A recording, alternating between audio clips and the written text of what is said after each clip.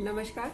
आज मैं आपके लिए लेकर के आई हूँ बोधि प्रकाशन से प्रकाशित ये छोटी छोटी किताबें, जो कि 5 रुपए की एक किताब है। जी हाँ, 5 रुपए की एक किताब। और बोधि प्रकाशन ने एक नया प्रयोग किया है कि बोधि प्रकाशन से प्रकाशित साहित्यकार उनकी छोटी छोटी रचनाएं की ये करीब 30 पेज की किताब है और 30 साहित्यकारों को लेकर के आए। शायद 30 पेज की किताब 5 रुपए में है। तो आप जितनी किताबें लें, 50 किताबें लेंगे तो कितनी हो जाएंगी?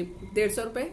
तो 150 रुपये में आप 50 किताबें भी ले सकते हैं। तो इन्हीं किताबों में से एक किताबें जैसे कि है नवनीत पांडे जी की किताब है, लीलाधर मांडलोई जी की किताब है, सुधा अरोड़ा जी की है, दीवाने का खत है, ध्रुव गुप्त जी की है, शरद कोकास जी की है, शिवानी जयपुर की है। तो बहुत सारी किताबें हैं और इसी में मैं लीलाधर मांडलोई जी की किताब से एक कविता पढ़ रही हूँ। मैं एक पत्ती को छूता हूँ, मैं एक पत्ती को छूता हूँ, पूरा जंगल सिहर उठता है। एक पंख उठाता हूँ और परिंदों की विकल ध्वनियों से भर जाता है सकल व्योम। जब नदी में उतरता हूँ, बेचैन हो उठता है समुद्र। मैं आदिवासी गांव में पांव रखता हूँ और उनके सारे पुरखे आ खड़े होते हैं सामने। वे जंगल के पहरुए हैं, वे जंगल के पहरुए हैं जिनकी प्रार्थना करता है जीव जगत। मैं उनके चरणों में बैठता हूँ और कविता में जंगल का आदिकाल खुल जाता है। मैं उनके चरणों में बैठता हूँ और कविता में जंगल का आदिकाल खुल जाता है।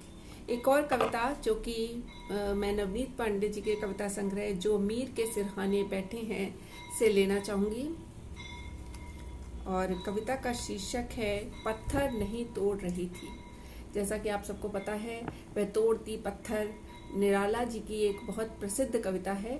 और ये लिखते हैं, वह पत्थर नहीं तोड़ रही थी, मैंने उसे केवल इलाहाबाद की सड़कों पर ही नहीं, हर शहर कस्बे गांव की गलियों के चौराहों पर देखा।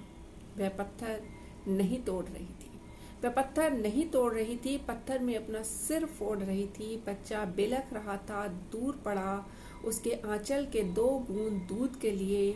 वह लाचार बेबस अपना लीर लीर आंचल, सूख चुकी छातियाँ पत्थरों के ढेर के बीच एक कामांध को सौंप रही थी। वह पत्थर नहीं तोड़ रही थी। इसी के साथ एक दूसरी और कविता है छोटी सी। जब भी जहाँ भी जाती हूँ, घर से बाहर अकेली नहीं होती, साथ होता है पूरा घर। घर बाहर की आंखें, घूरती पांखें, मैं कहाँ कहाँ उड़ रही हूँ। एक लड़की के जीवन की विडंबना देखिए कि सब लोग ये नज़र रखते हैं कि वो कहाँ जा रही है।